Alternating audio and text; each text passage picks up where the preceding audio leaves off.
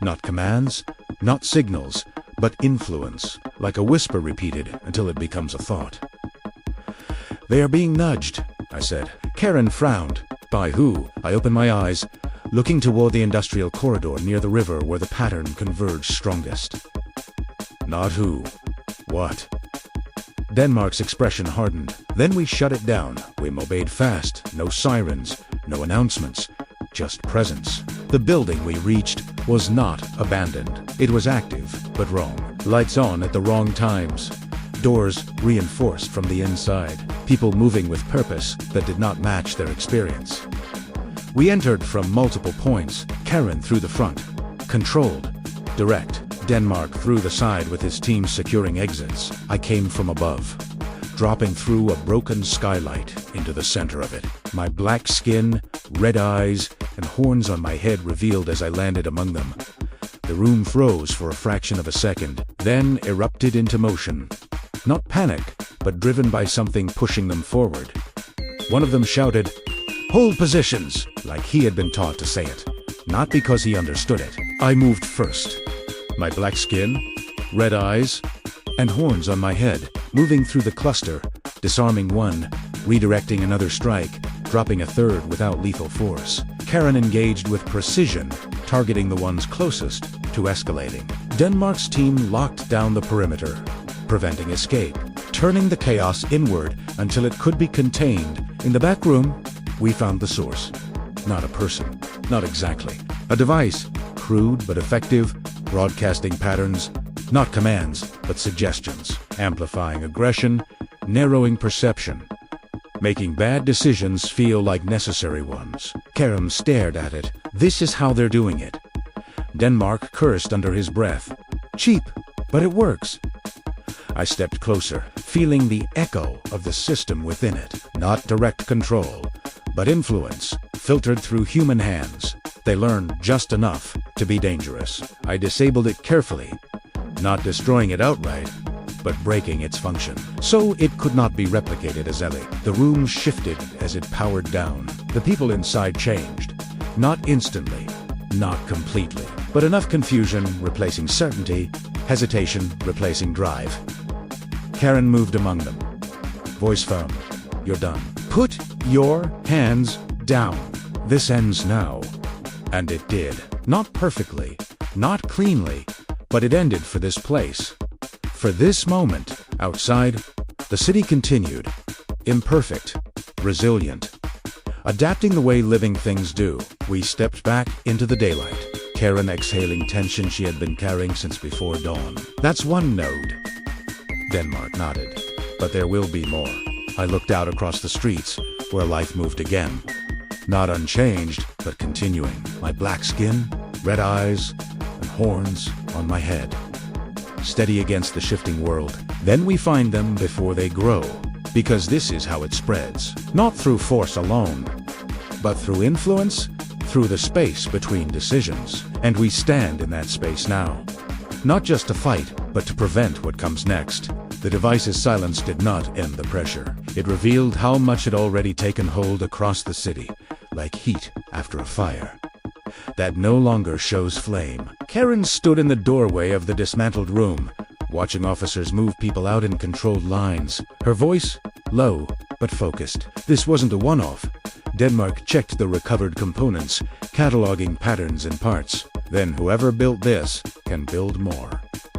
I stepped into the street, my true form present, black skin, red eyes glowing faintly, horns on my head catching the afternoon light, and listened, not for noise, but for direction. The influence had thinned here, but not vanished. It had roots now, shallow in some places, deeper in others.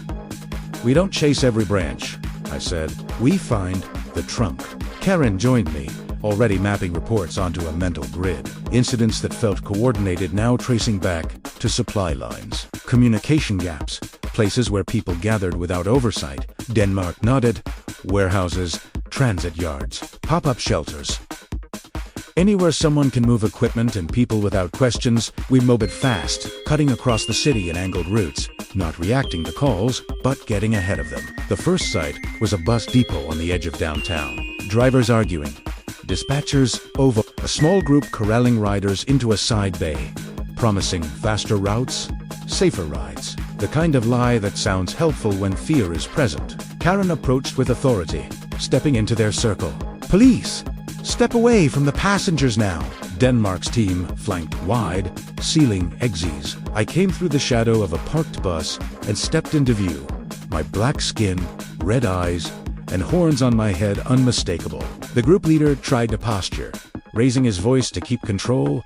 Don't listen to them. We're helping. I moved closer, not rushing, but inevitable. My black skin, red eyes, and horns on my head holding his focus until his voice cracked. You're helping yourself, I said, and reached him in a single motion, disarming his grip on the situation with a controlled takedown that ended his influence without ending his life. The rest folded quickly. Karen redirected passengers back to official lines. Voice steady, anchoring order. Denmark secured the agitators.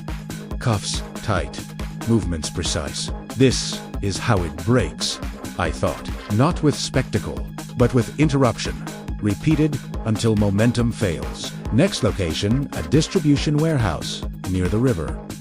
Trucks, idling workers, tents. A supervisor waving a clipboard, trying to redirect shipments to a secure location that did not exist. Karen signaled quiet entry. We split. Denmark to the loading docks.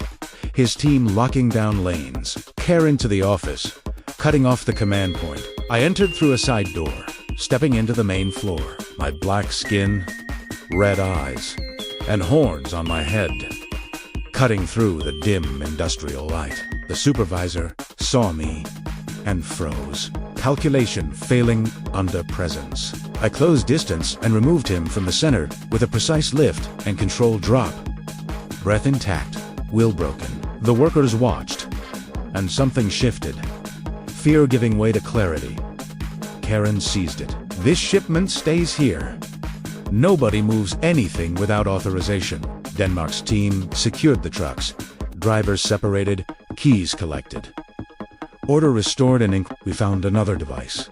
Smaller, more refined, hidden in a crate, pulsing faintly with that same suggestive pressure. I disabled it again, preserving components for analysis, breaking its voice without destroying its body. Whoever was behind this was iterating, learning from each deployment, pushing closer to something effective enough to spread beyond a single city. By late afternoon, the pattern tightened further. Reports clustered around a hospital district where stresses was already high.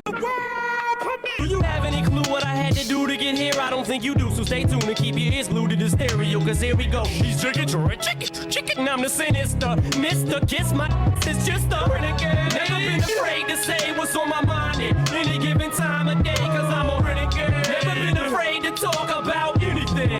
A perfect place for influence to tip into crisis. We moved with urgency, not speed for its own sake, but precision that does not waste time. Inside the emergency wing, tension crackled. A group of men pushing into triage, claiming priority, forcing staff back. Voices riced, patients frightened. Karen stepped in immediately, identifying herself and taking control of the room. You step back now and let them do their jobs. Denmark's presence sealed the corridor behind them. No retreat, no reinforcement. I entered from the side hall, my black skin, red eyes, and horns on my head visible as I stepped into their line of sight. The lead aggressor turned. Anger first, then hesitation. I used at that moment, closing in with controlled force, disarming him and guiding him to the ground without harm. His partners tried to surge. I moved through them, my black skin, red eyes, and horns on my head marking each movement as I redirected strikes, broke grips, ended momentum. Karen and Denmark's team contained the rest within seconds. The room exhaled, staff returning to motion, patients steadied by familiar voices. This is where the line holds. Not at the edge of catastrophe, but in the center of it, preventing the next step that turns tension into tragedy. We searched and found the device, integrated into a medical supply cart. Subtle, almost invisible, feeding suggestions into a place already primed for fear. I disabled it carefully, again preserving evidence. The pattern was clear now.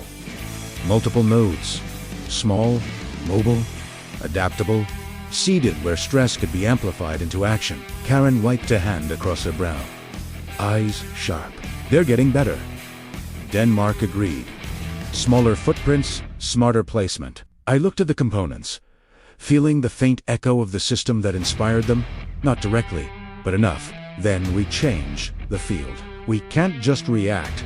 We have to deny them the conditions they need. We coordinated with the precinct, rerouting patrols, increasing visible presence in high-stress zones, deploying quick response units to interrupt gatherings before they formed. Karen led briefings, concise, actionable, focus on de-escalation and rapid containment. Denmark organized mobile teams to sweep for devices using the patterns we had identified. I moved between them all, filling the gaps, appearing where presence alone could break a moment. Evening fell, and with it a new attempt. A coordinated push at a waterfront market. Crowds dense, vendors closing, cash moving.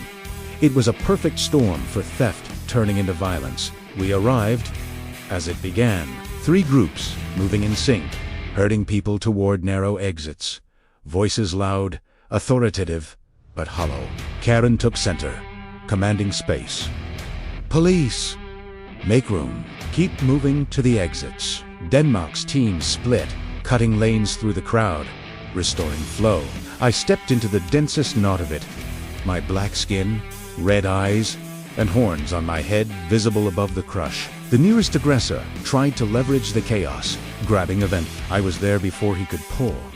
My black skin, red eyes, and horns on my head inches from his as I broke his grip and dropped him safely but decisively. 2 more moved in. I intercepted both, redirecting their momentum into the ground, ending their participation without ending their lives.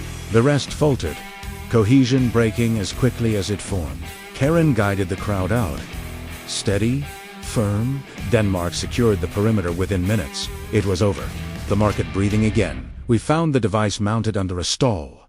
A new variant, better shielded. Primera Visa bled it, preserving more data this time. Because now the goal was not just stopping them, but understanding them, so we could end this at its source. Night settled fully. And the city held not safe, not solved, but steadier than it had been at dawn. Karen leaned against a railing overlooking the water, voice quieter than before. We're holding. Denmark stood beside her, scanning the skyline, but they're still out there. I looked out over the city, head reflecting the scattered lights.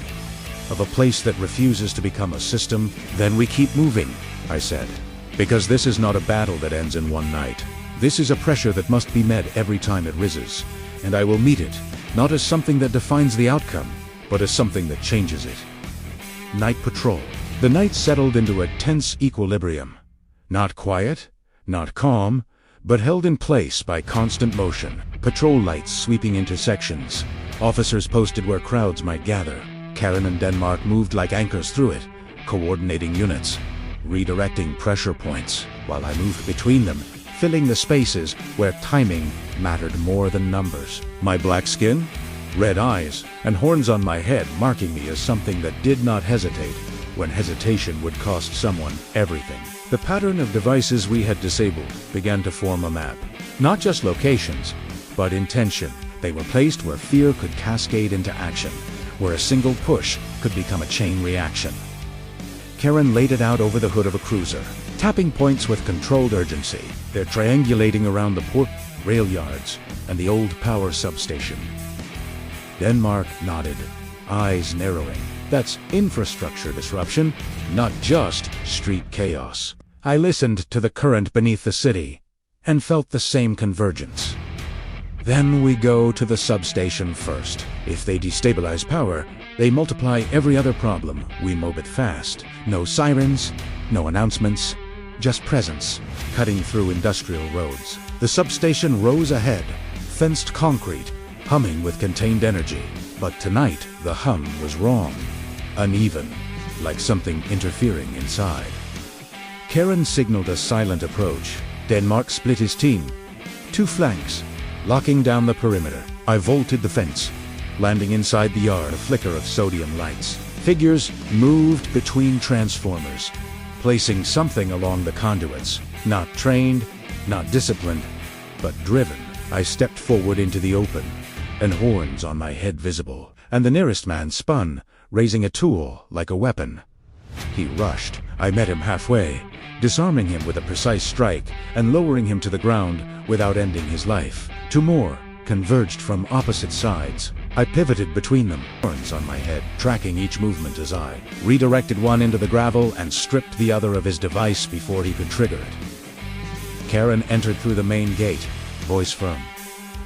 Police, drop everything now. Denmark's team swept in, securing the outer ring, cutting off. Escape route. The remaining agitators faltered, their momentum breaking as control returned. I moved to the central unit, where a larger device had been mounted, its casing crude, but its pattern more refined. I disabled it carefully, severing its broadcast while preserving its core. Karen exhaled. It's stronger than the others.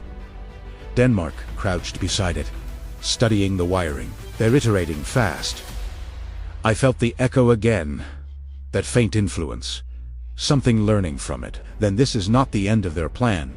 It is a step. We secured the substation and moved before the next escalation could form. The rail yard came alive with motion. Freight cars shifting, engines idling, workers confused by conflicting instructions. A group had seized a control cabin, redirecting lines, creating the potential for collision. Karen moved to the cabin. Denmark took the tracks, coordinating a halt across incoming lines. I moved along the rails, my black skin, red eyes, and horns cutting through the dim industrial haze.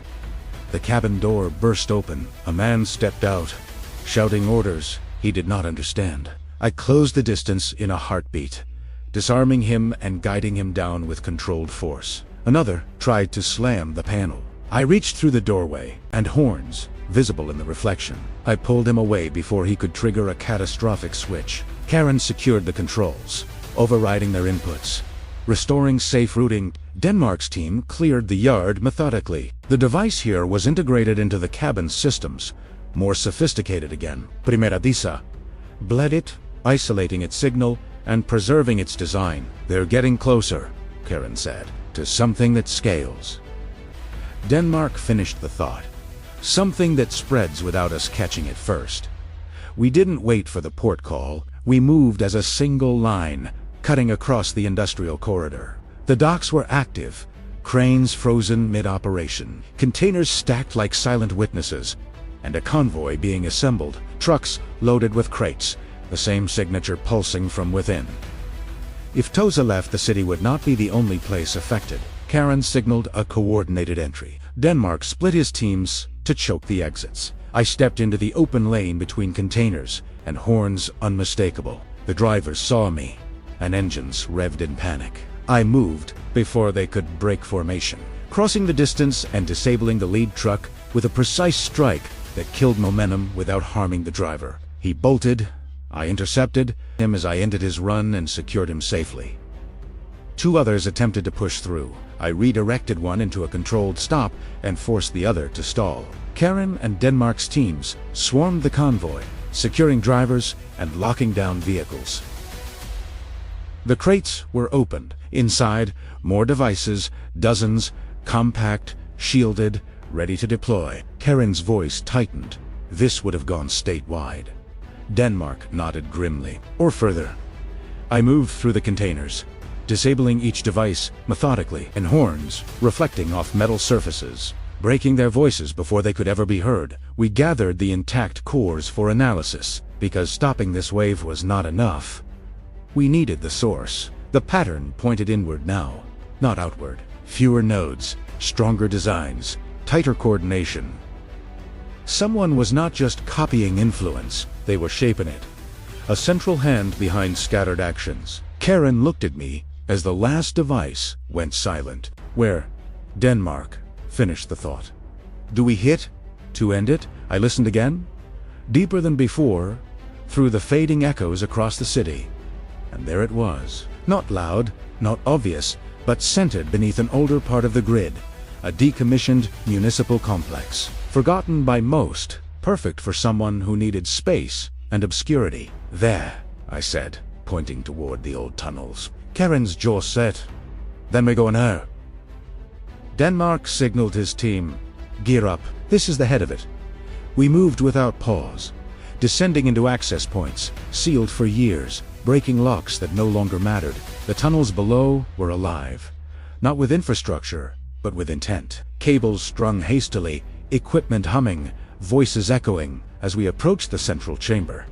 I stepped ahead, into the open space where it all converged. A group gathered around a larger device, far more refined than the rest, screens flickering with patterns that mirrored what we had seen in fragments. The man at its center turned, not surprised, but resolved. "You're too late," he said. Karen stepped forward, not breaking stride. "Shut it down now." Denmark's team fanned out, cutting off exits. The man shook his head, smiling in a way that did not reach his eyes. "It's already learning."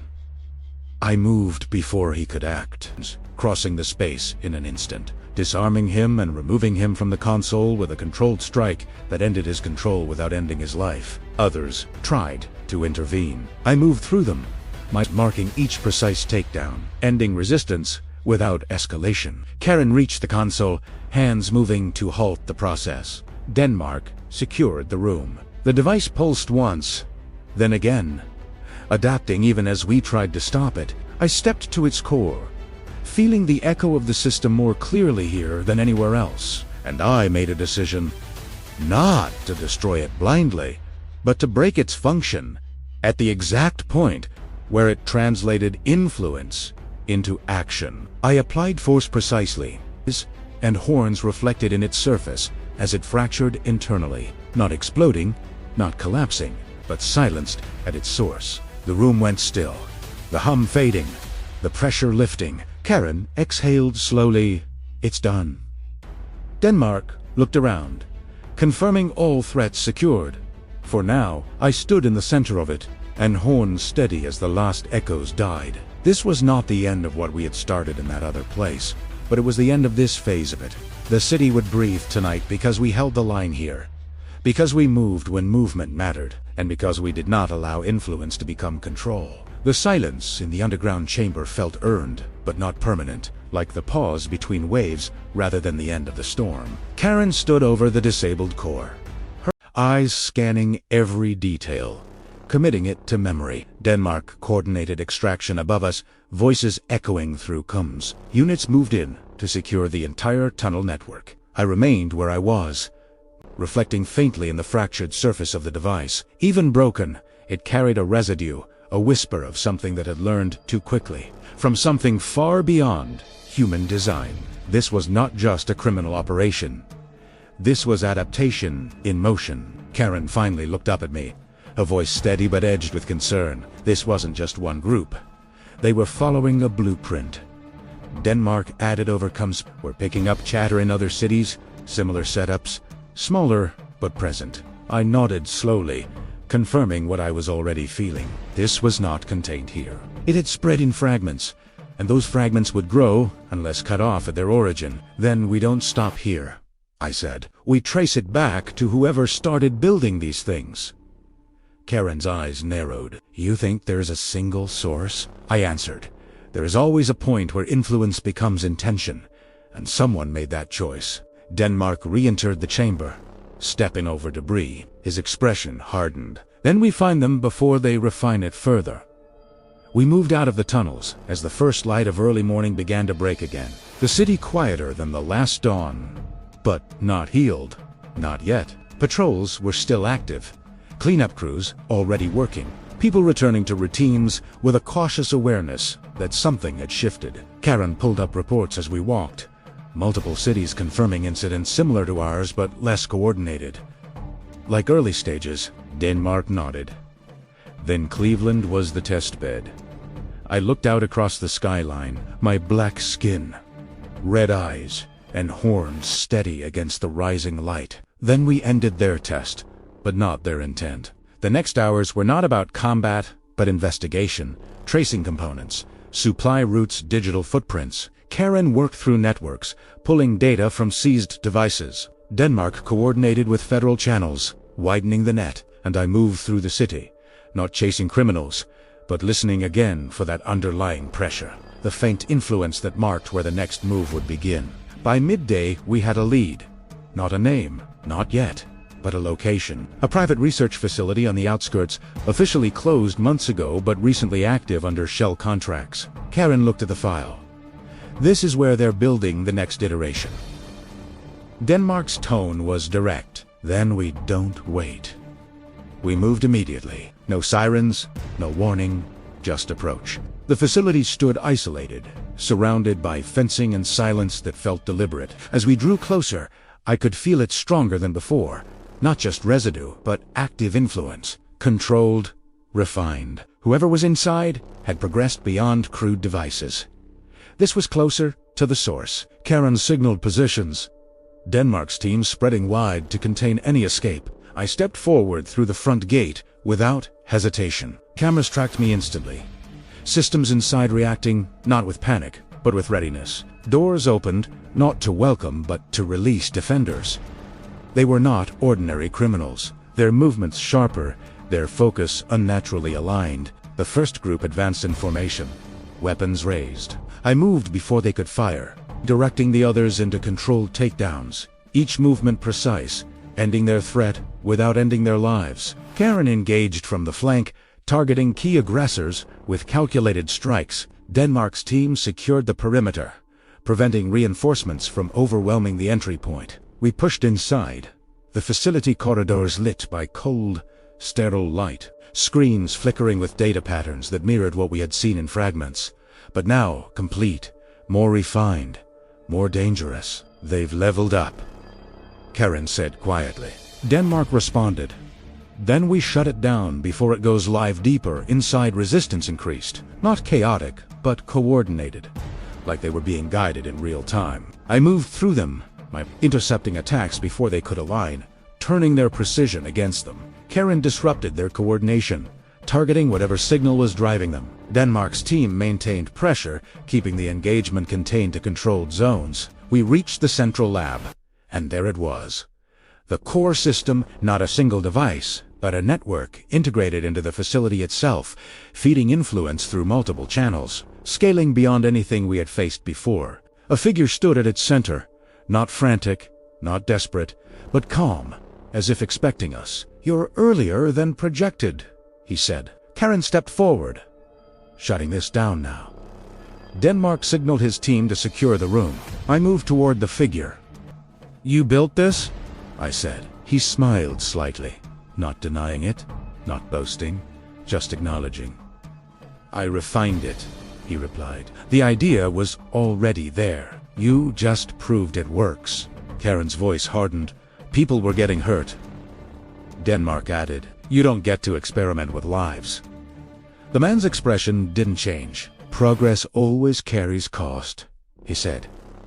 I did not wait for more words. I moved instantly, crossing the space, as I removed him from the console with a controlled strike, disabling his ability to act without ending his life. Karen reached the system, hands moving fast to disrupt its processes. Denmark's team locked down the room, but the system reacted, not shutting down, but adapting, trying to preserve itself. I stepped to the core, feeling its structure, its logic, and I understood. This was the closest reflection yet of what we had faced beyond Earth.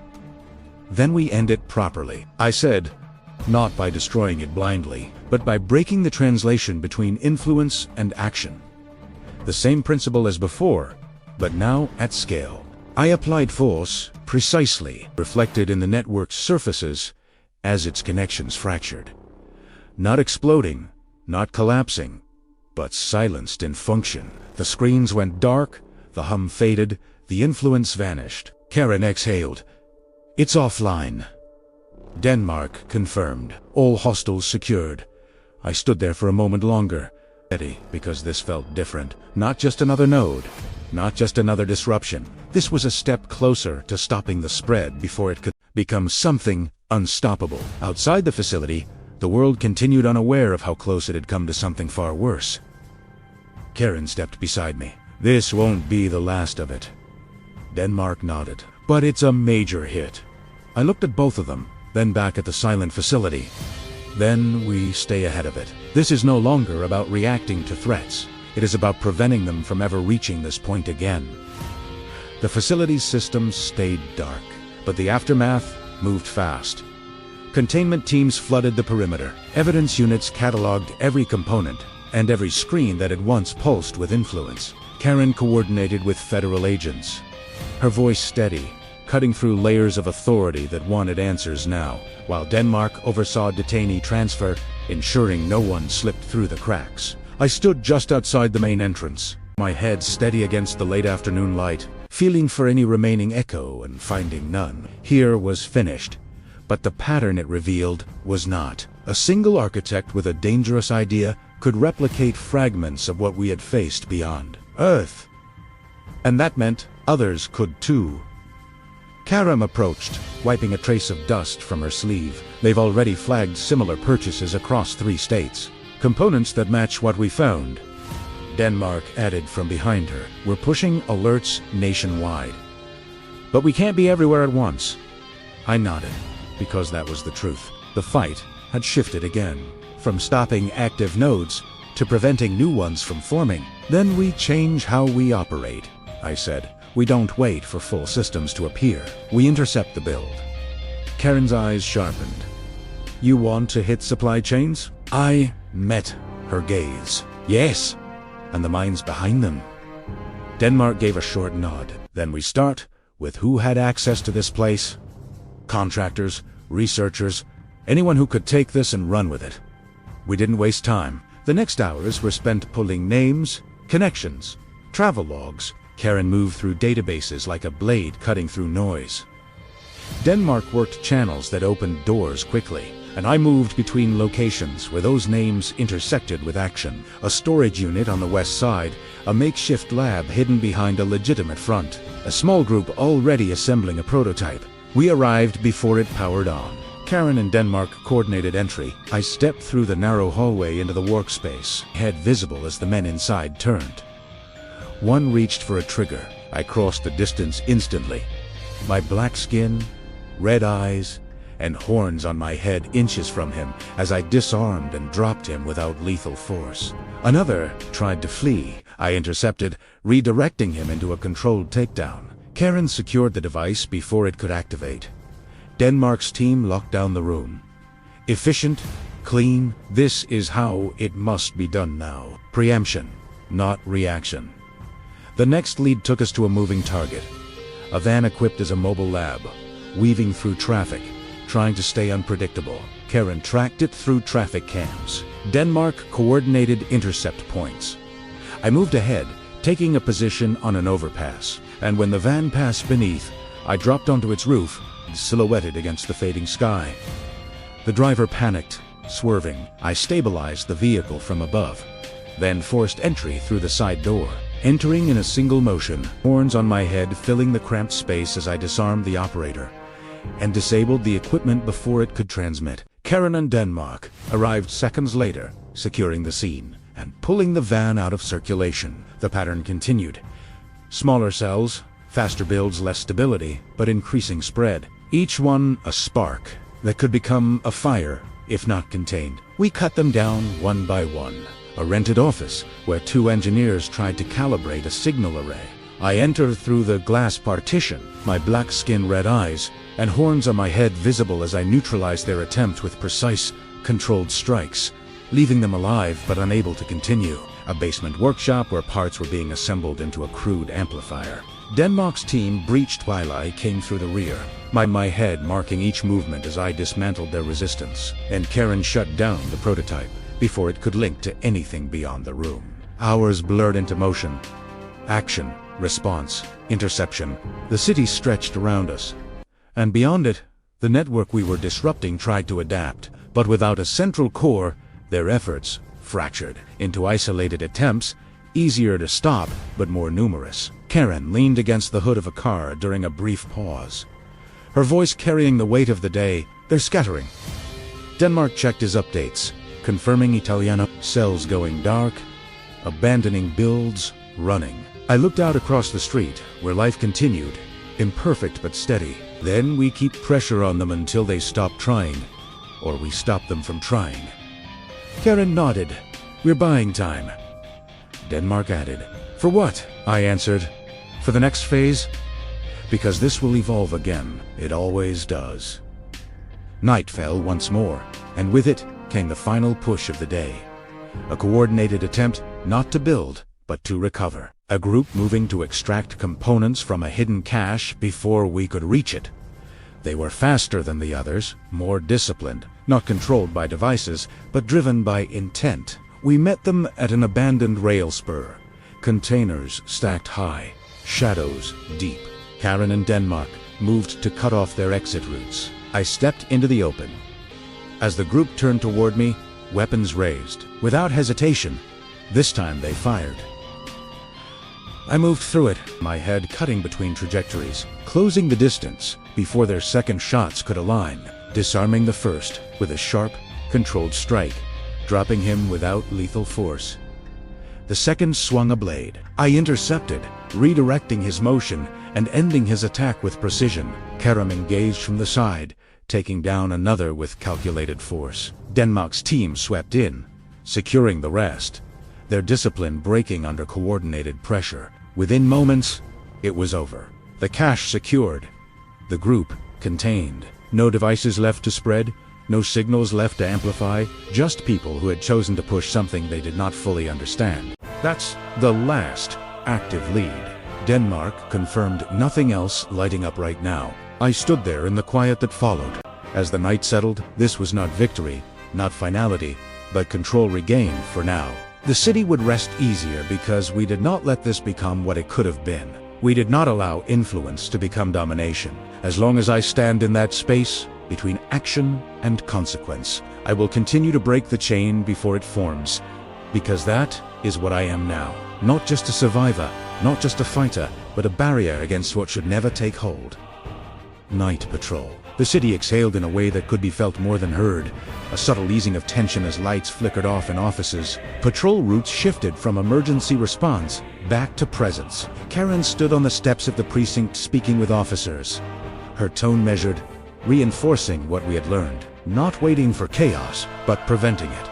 Denmark coordinated final transfers, his team moving with quiet efficiency, understanding the difference between a job and a mission. I remained across the street, steady beneath the glow of a street lamp. Even in this pause, I listened for the next fractured point, where pressure might build into something more. Reports over the next hours were different. Not spikes of violence, not pushes, but small disturbances. Arguments that did not escalate, gatherings that dissolved before they could form, devices no longer appearing. The network we had disrupted had not only been broken, it had been discouraged. Those who would follow it now hesitated. Without proof of success, without a central force to guide them. Karen crossed the street to stand beside me, folding her arms as she looked out over the quiet block. "This is the calm after," she said. Denmark joined us a moment later, finishing the thought, the calm before something else. I nodded, because that was the nature of what we faced. It does not end, it adapts. But this time we had done more than react. We had shaped the direction of its adaptation. We had shown that influence could be stopped, that momentum could be broken, that the outcome was not inevitable. The next call came just after midnight. Not loud, not urgent, but precise. A robbery in progress at a financial office. Not random, not desperate. A small team moving with purpose inside the building. Karen glanced at the details. 10 baked meat. This one feels different. Denmark agreed. Tighter, smaller, like a test. It felt it tore not the broad influence from before, but a focused intent. Someone learning to operate without relying on amplification. Someone who understood that subtlety could achieve what noise could not. Then we treat it as more than a robbery, I said. We treat it as evolution. We moved without delay. The building stood quiet from the outside. No alarms, no chaos. But inside, movement could be seen. Shadows shifting behind glass. Karen signaled a silent entry. Denmark positioned his team to seal exits. I entered first, moving through the unlocked service door, my reflection of polished floors. The first man I encountered did not hesitate. He moved with trained precision, weapon raised, not wildly, but with control. I closed the distance before he could fire, inches from him. As I disarmed and neutralized him with a controlled strike, leaving him alive but unable to continue. The second came from the side, attempting to flank. I pivoted, meeting him mid-motion, tracking his movement as I redirected his momentum and brought him down cleanly. Karen entered behind me, securing the hallway. A voice low but firm. Police on the ground now. Denmark's team moved in, synchronizing with our position, cutting off any retreat deeper inside.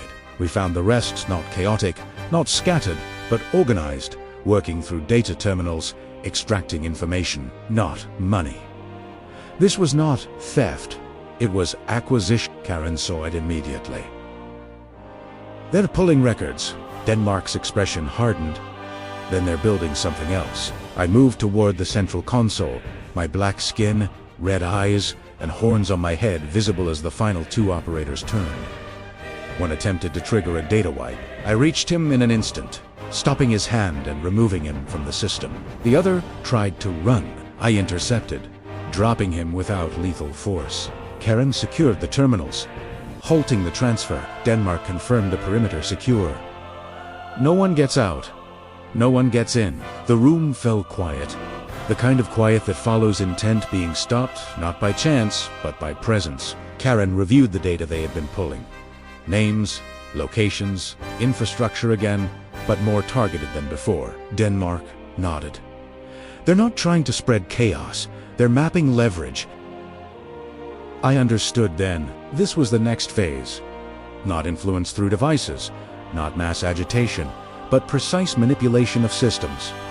People, structures, the same concept refined into something more dangerous because it required less noise. Then we adapt again, I said. Karen looked up, determination clear in her eyes. We get ahead of what they're planning, not just what they're doing.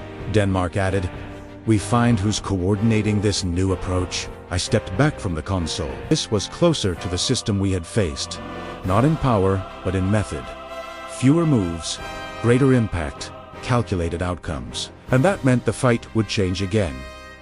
Less visible, more complex, more dependent on understanding than force. Outside the building, the night remained calm. The city unaware of how close it had come to a different kind of breach. Not one of violence, but of control. Karen stepped beside me as we exited. This is getting smarter, she said. Denmark followed. Then, so do we. I looked out across the quiet street, my black skin, red eyes, and horns on my head reflecting faintly in the glass of passing cars. Then we do not wait for it to reveal itself fully. We force it into the open, because whatever is learning from what we faced before is still out there, still adapting. And I will meet it the same way I meet everything else that threatens this world directly, without hesitation, without fear, and without allowing it to define the outcome. The shift from chaos to calculation was not louder. It was quieter, more deliberate, and far more dangerous because it hid itself inside normal operations. Karen stood in the dim glow of the command room at the precinct, studying the data we had seized from the financial office. Lines connecting names to locations, to access points. Denmark leaned over the table, arms crossed, analyzing movement patterns like a battlefield map. I remained near the window, my black skin, red eyes, and horns on my head reflecting faintly in the glass as I watched the city move outside. Unchanged on the surface, but carrying new undercurrents beneath it. They are not trying to control crowds anymore, I said. They are trying to control outcomes. Karen nodded. They're targeting systems, people with access, leverage points. Denmark added, fewer moves, more impact. I turned from the window. Then we stopped them before those moves align. The next lead came from an unexpected place, a utility routing anomaly, not large enough to trigger alarms, but precise enough to redirect power from a hospital grid to an adjacent industrial block. Karen recognized the pattern immediately. They're testing control, not breaking it. Denmark agreed. Then we intercept before they scale it. We moved to the utility hub, a low-profile building that should have been empty at this hour. But inside, we found activity. Quiet, controlled, focused. Karen signaled a silent breach. Denmark positioned his team to cover exit. I entered through a maintenance corridor, stepping into the control room, visible in the glow of monitors. The operators inside did not panic. They adjusted. One reached for a control override. I closed the distance instantly, inches from him, as I disarmed and removed him from the panel with a controlled strike. Another attempted to reroute systems to lock us out. I pivoted, intercepting him mid-action, tracking his movement as I brought him down without lethal force. Karen moved to the consoles, restoring proper routing, while Denmark secured the remaining operators. The room stabilized, systems returning to normal. But the intent behind it remained clear. This was not random. They were mapping vulnerabilities. Karen's voice was tight. They're probing for weaknesses, Denmark added, and learning how to exploit them. I looked at the data streams. Then we find where they're compiling this information, because this is not the end goal. It is preparation. We traced the anomaly back through layered connections, each step more concealed than the last, until it led us to a corporate office building, still active after hours, a legitimate front, hiding a coordinated operation inside. Karen reviewed the tenant list. Shell companies layered over each other. Denmark shook his head. This is deeper than the others. I stepped forward. Then we ended at the root. We entered through the main lobby. No alarms, no resistance at first, just silence that felt intentional. As we moved deeper, the resistance revealed itself, not in numbers, but in precision. Karen engaged first, disrupting their formation. Denmark's team flanked, cutting off escape routes. I moved through the center, visible as I closed on the first defender, disarming him with a precise strike and lowering him without lethal force. The second attempted to coordinate a fallback. I intercepted, marking my presence as I ended his command with controlled force. The rest faltered, not from fear, but from disruption, their plan breaking under pressure. We pushed into the core office where the operation was being run. Multiple terminals active, data flowing between them faster than before, more refined than anything we had seen. Karen moved immediately to halt the transfers. Denmark secured the perimeter. I advanced on the final operator, visible as he turned toward me, not panicked, not desperate, but focused. You're too late, he said quietly. The system is already adapting. I closed the distance before he could act, inches from him, as I removed him from the console with a controlled strike, ending his role without ending his life. Karen cut the connections, halting the data flow. Denmark confirmed the building secure, but the operator's words lingered because they matched what I felt. This was not just a network being disrupted. It was something learning from each failure, adapting its approach, refining its methods. Karen looked at me, concern in her eyes. This isn't stopping, is it? Denmark added. Not unless we find what's driving it. I stepped back from the consoles as I considered the pattern. Then we go beyond the operations, beyond the cells, beyond the people. We find the origin of the idea, because that is what this has become. Not just a plan, but a concept being repeated, improved upon by anyone who understands it. Outside the building, the night continued, calm, but beneath it, the next phase was already forming. Not through noise, not through chaos, but through quiet, calculated intent. And as I stood there watching the city, I understood that this fight would not be won by strength alone. It would require understanding, anticipation, and the willingness to act before the threat fully revealed itself. And that is where I will stand, in that space between what is planned and what becomes real, breaking the chain before it can take hold. The idea had outgrown the people who first tried to control it. And that made it more dangerous than anything we had faced so far, because now it did not need a single architect. It needed only a willing mind and access to the fragments we had already seen. Karen stood in the operations room, eyes fixed on a new set of connections pulled from the last site. This isn't just spreading, she said. It's being studied. Denmark leaned in, reviewing the same data, different groups refining different parts of the same concept. I remained near the doorway, steady as I listened to the city beyond the walls. The pattern had changed again. Not outward expansion, not centralized control, but distributed evolution. Each cell learning from the last failure, improving the next attempt. Then we stop thinking of this as one enemy, I said, and start thinking of it as many versions of the same problem. Karen nodded. Then we identify which version is closest to success, Denmark added, and we shut that one down first. We did not have to wait long. A signal surfaced. Not loud, but efficient. A controlled test of infrastructure manipulation tied to emergency response routing. If it succeeded, it would not create chaos. It would create dependency. A system that could decide who receives help first and who does not. Karen's expression hardened. That's not disruption. That's control. Denmark was already moving. Then we intercept. We moved toward the emergency dispatch relay, a secure facility designed to be redundant. But redundancy only works if no one understands how to exploit its overlap. We entered with precision. Karen overriding access. Denmark's team sealing exits. I moved through the interior corridors, my black skin, red eyes, and horns on my head visible in the reflection of glass panels. The operators inside were not panicked. They were focused, executing a plan that had already been rehearsed. One reached for a priority override.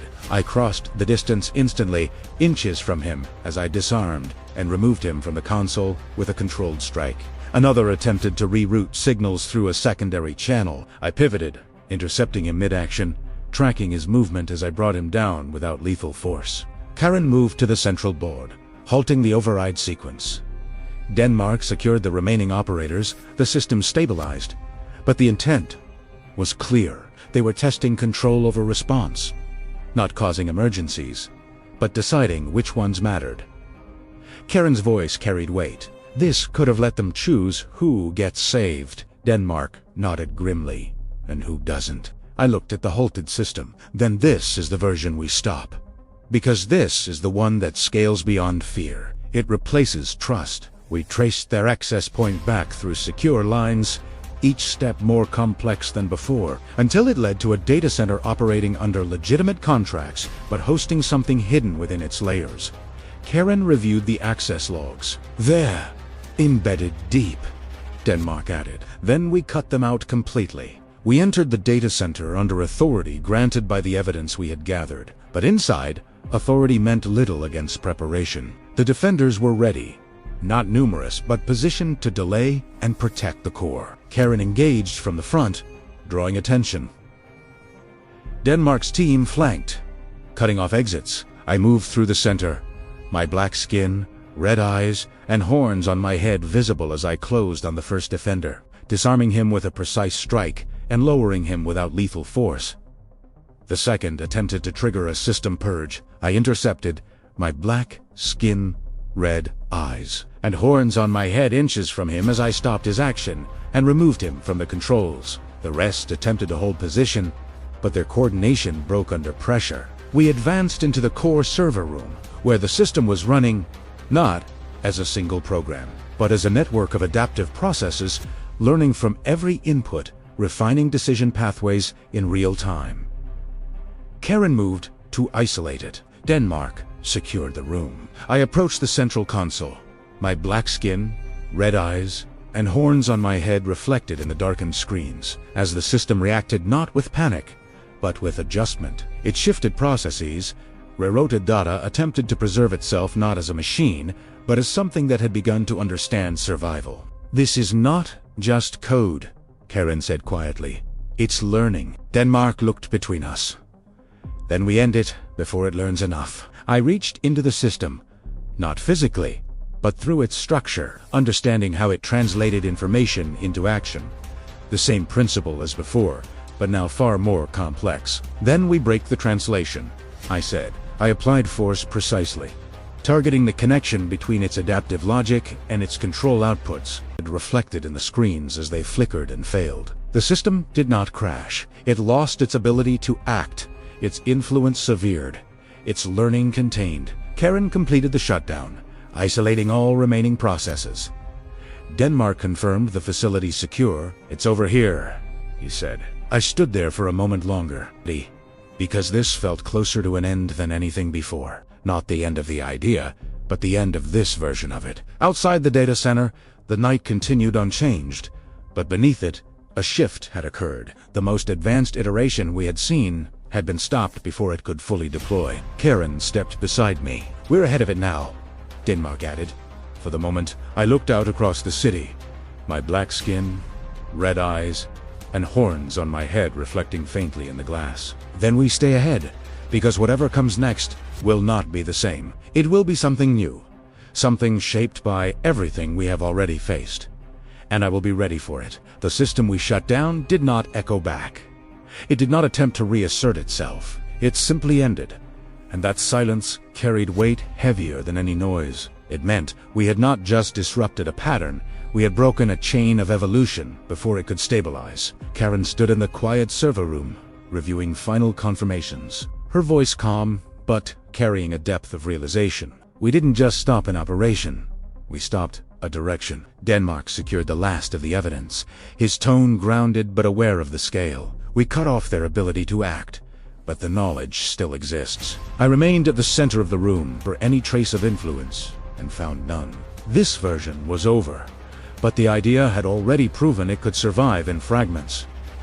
Then we shift again, I said. We move from stopping actions to guarding against ideas. Karen looked at me, thoughtful. You're saying we watch for intent before it becomes action?